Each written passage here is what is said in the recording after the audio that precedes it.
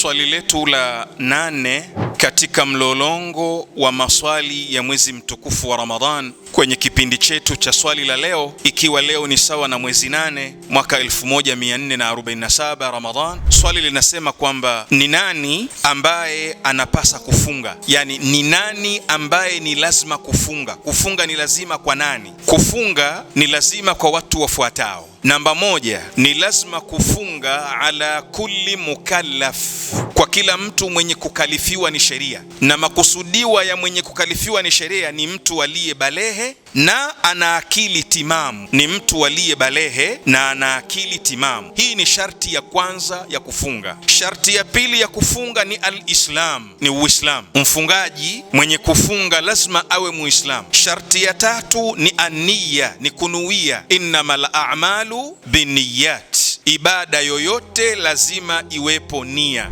Sharti ya 4 ni al-khuluwu min al-haidhi wan-nifas wal-marad was-safar. Sharti ya 4 ni mtu kutokuwa na yale mambo ambayo akiwa nayo haruhusiwi kufunga, kwa mfano hedhi, nifasi, msafiri, ugonjwa, kama tulivyosema katika maswali ya nyuma. Lakini jambo la 5 ni as-sakran, mlevi hafungi. Yani mlevi hata kama atafunga saumu yake ni batil. Kwa nini? Kwa sababu katika sharti za kufunga ni kuwa na akili, na mlevi hana akili.